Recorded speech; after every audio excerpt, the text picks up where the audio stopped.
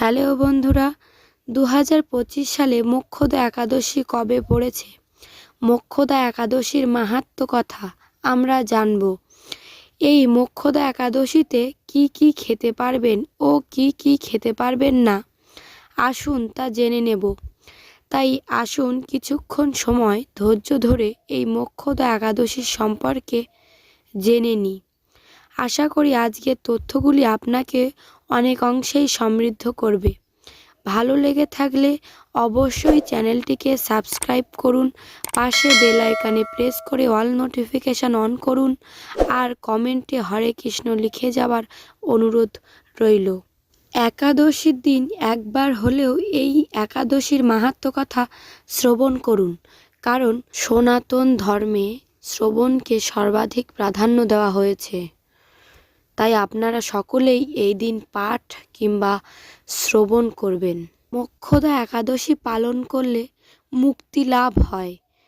যে মোক্ষদা একাদশী পালন করবে তার আর মনুষ্য জন্ম গ্রহণ করতে হবে না। দ্বিতীয়ত, সে নিজে মুক্তি পাবে না, তার পিতৃপুরুষ মুক্তি পাবে এই একাদশী করলে।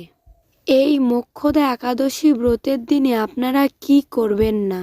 এই একাদশীর দিন আপনারা প্রাতে শয্যা ত্যাগ করবেন, অর্থাৎ খুব ভোরে ভোরে আপনারা শয্যা ত্যাগ করবেন। দন্তধাবন করবেন না, মানে এই দিন আপনারা দাঁত মাজবেন না।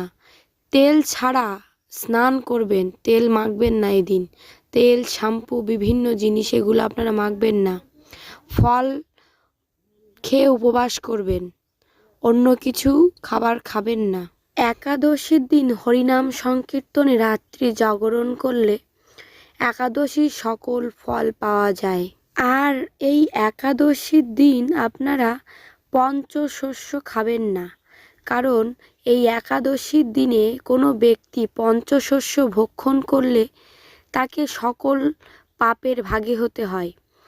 রবি শস্য যেমন ধান থেকে যে সমস্ত খাবার হয়, পিঠা, পুলি, পায়েস, মুড়ি, এসব বর্জন করতে হবে। গম থেকে যে সমস্ত খাবার হয় সেই সব খাবার বর্জন করতে হবে। বিস্কিট, কেক, পামরুটি, এ সকল খাবার। অনেকে আটা রুটি খেয়ে থাকেন, আটা রুটি খাওয়া যাবে না। ভুট্টা থেকে যত খাবার হয় সেগুলি সব বর্জন করতে হবে। ডাল থেকে যত খাবার হয় সেগুলিও বর্জন করতে হবে।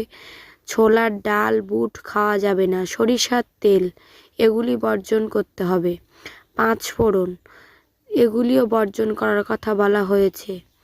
যারা ফল খেয়ে উপবাস করতে পারবেন না তারা সবজি খেয়ে উপবাস করতে পারেন। আবার অনেক সবজি খাওয়ার বারণ আছে, যেমন ফুলকপি খেতে পারবেন, কিন্তু বাঁধাকপি, পুঁই শাক, শিম, তারপরে বেগুন এগুলি আপনারা খেতে পারবেন না। যারা একাদশীর উপবাস করবেন তারা একটা দিকে অবশ্যই নজর রাখবেন যে আপনারা এই উপবাসের দিন যেন আপনাদের শরীর থেকে কোনোভাবেই রক্তক্ষরণ না হয়। রক্তক্ষরণ হলে একাদশীর ফল কিঞ্চিত পরিমাণে পাওয়া যায়, তাই রক্তক্ষরণ যেন না হয় সেদিকে অবশ্যই নজর রাখবেন। একাদশীতে একবার হলেও এই একাদশীর মাহাত্ম্য কথা শ্রবণ করবেন, কারণ শ্রবণকে সনাতন ধর্মে সর্বাধিক প্রাধান্য দেওয়া হয়েছে। শ্রবণ করলে একাদশীর অনেকাংশেই ফল আপনি লাভ করতে পারবেন। একাদশী যদি আপনি নাও করেন তবুও আপনি একাদশীর অনেকাংশের ফল লাভ করতে পারবেন। তাই একাদশী করুন কিংবা না করুন, একাদশীর মাহাত্ম্য কথা একবার হলেও শ্রবণ করুন, তাতে আপনি অনেকাংশেই এই একাদশীর ফল লাভ করতে পারবেন। একাদশীর আগের দিন সংযম পালন করুন, নিরামিষ আহার করবেন। পরনিন্দা, পরচর্চা, জুয়া খেলা, শয়ন, মিথ্যা কথা বলা, ক্রোধ এগুলি সব বর্জন করতে হবে। একাদশীর দিন হরিনাম সংকীর্তন গোষ্ঠীর সঙ্গে শ্রী ভগবত, মহাভারত, রামায়ণাদি পাঠ সহকারে রাত্রি যাপন করিবে বা নাম সংকীর্তন করবে, এটাই নিয়ম। এটা করলে আপনি একাদশীর অনেকাংশেই, মানে 100-র মধ্যে 70 অংশ আপনি ফল লাভ করতে পারবেন। 2025 সালে মোক্ষদা একাদশী কখন থেকে শুরু হচ্ছে, কখন শেষ হচ্ছে, পালনের সময়সূচি এগুলি জানার পূর্বে এই মোক্ষদা একাদশীর মাহাত্ম্য কথা শ্রবণ করব। আসুন।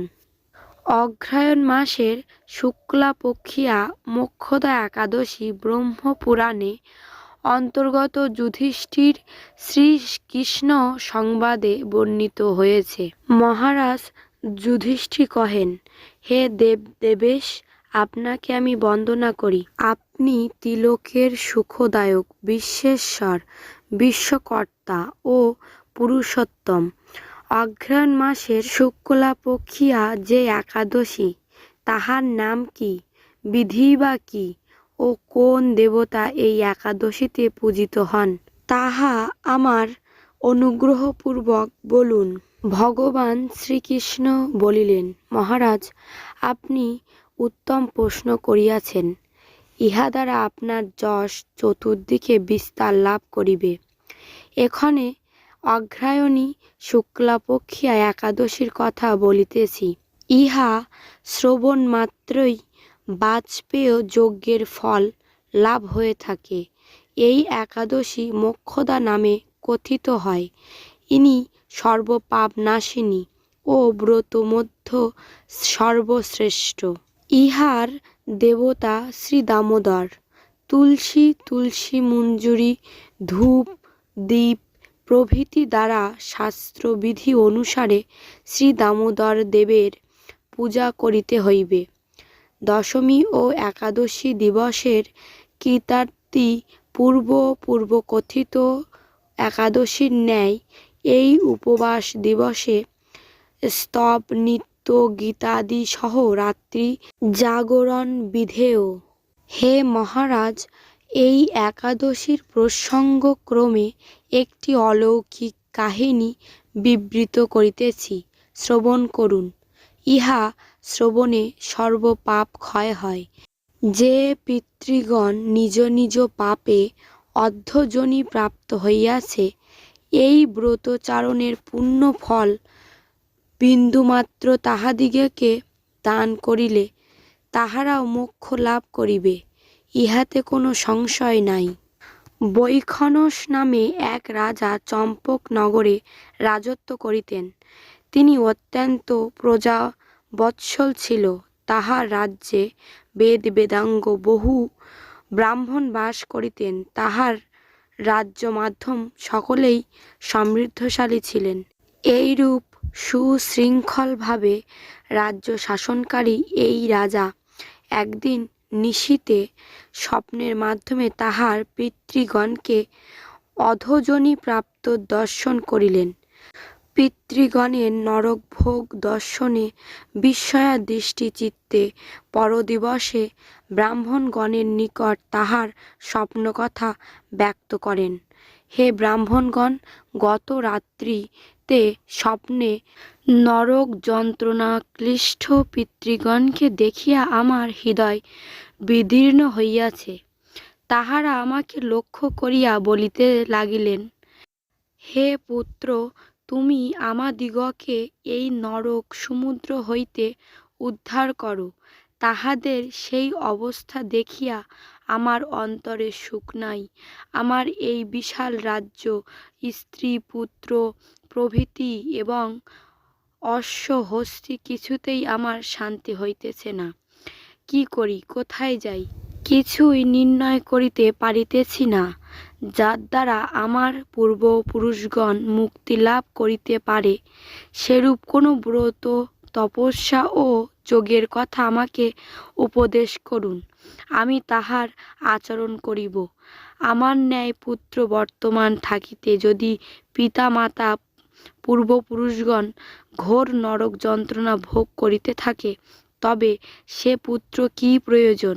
ব্রাহ্মণগণ বলিলেন, মহারাজ, আপনার রাজ্যের সন্নিকটেই মহর্ষি পর্বতমুনির আশ্রম বিদ্যমান। তিনি ত্রিকালজ্ঞ। তাহার নিকট আপনার পিতৃপুরুষগণের মুক্তির উপায় অবগত হইতে পারিবে। ইহা শুনিয়া মহাত্মা বৈখানস ব্রাহ্মণগণ সহ তৎক্ষণাৎ সেই পর্বত মুনির আশ্রমে গমন করিলেন। তাহারা দূর হইতে ঋষিবরকে সাষ্টাঙ্গে প্রণাম করিতে করিতে নিকটস্থ হইলেন। বেদ অধ্যয়নকারী মুনিগণের পরিবেষ্টিত হইয়া পর্বতমুনি দ্বিতীয় ব্রহ্মার ন্যায় উপবিষ্ট হইলেন। মহর্ষি রাজার সর্বাঙ্গের কুশল, রাজ্যের রাজ্য সুখ অক্ষুণ্ণ আছে কিনা তাহা জিজ্ঞাসা করিলেন। তদুত্তরে রাজা বলিলেন, হে প্রভু, আপনার অনুগ্রহে আমার রাজ্যে সকল অংশই কুশল।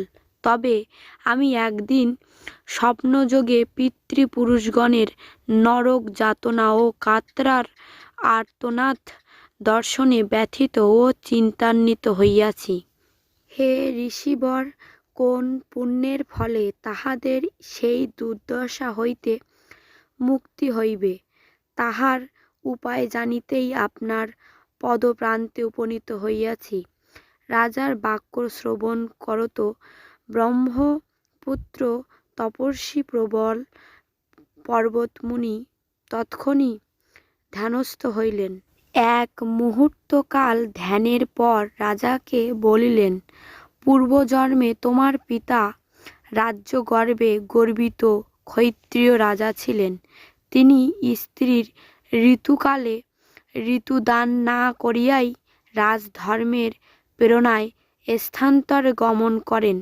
সেই পাপের ফলে পূর্বপুরুষগণের সহিত দারুণ নরকভোগ ঘটিয়াছে। এই পাপ হইতে মুক্তির উপায় বলিতেছি, শ্রবণ করো। অগ্রহায়ণ মাসের শুক্লপক্ষিয়া মোক্ষদা একাদশীর ব্রত পালন করিয়া সেই পুণ্য ফল তোমার পিতাকে দান করো। সেই পুণ্য ফলের প্রভাবে তোমার পিতার মোক্ষ লাভ হইবে। মুনিবরের সেই বাক্য শ্রবণ করিয়া রাজা নিজ গৃহে প্রত্যাবর্তন করিলেন। তৎপর অগ্রহায়ণ মাসের সেই পবিত্রা তিথির আবির্ভাবে তিনি স্ত্রী পুরুষাদি ও অন্তঃপুরবাসী সহ যথাবিধি মোক্ষদা একাদশীর ব্রত পালন করিয়া ব্রতের পুণ্য ফল পিতার উদ্দেশ্যে প্রদান করিলেন।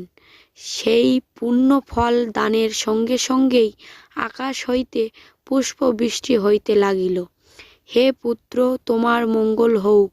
এই বলিতে বলিতে বৈখানস রাজার পিতা নরক হইতে মুক্ত হইয়া পূর্ব পুরুষগণের সহিত স্বর্গে গমন করিলেন। হে ভরতবংশশ্রেষ্ঠ মহারাজ যুধিষ্ঠির, এই প্রকার যে ব্যক্তি এই মঙ্গলদায়িনী মোক্ষদা একাদশী করে, তাহার সর্বপাপ বিনষ্ট হয়, এর মৃত্যুর পর মোক্ষ লাভ করে। এই ব্রতের পুণ্য সংখ্যা আমিও জানি না। চিন্তামণি সদৃশ্য এই ব্রতটি আমার অত্যন্ত প্রিয়। এই ব্রতকথা যিনি পাঠ করেন এবং যিনি উহা শ্রবণ করেন, উভয়েরই বাজপেয় যজ্ঞের ফল প্রাপ্ত হয়। এই ছিল একাদশীর মূল মাহাত্ম্য কথা। এবার জেনে নেব 2025 সালে মোক্ষদা একাদশী কখন থেকে শুরু হচ্ছে, কখন শেষ হচ্ছে। 13ই অগ্রহায়ণ 30শে নভেম্বর রবিবার বিকাল 4:05 হইতে একাদশী শুরু হচ্ছে। 14ই অগ্রহায়ণ 1 ডিসেম্বর সোমবার দুপুর 2:16 পর্যন্ত একাদশী থাকবে। স্নাতক মতে একাদশী 14ই অগ্রহায়ণ 1 ডিসেম্বর সোমবার।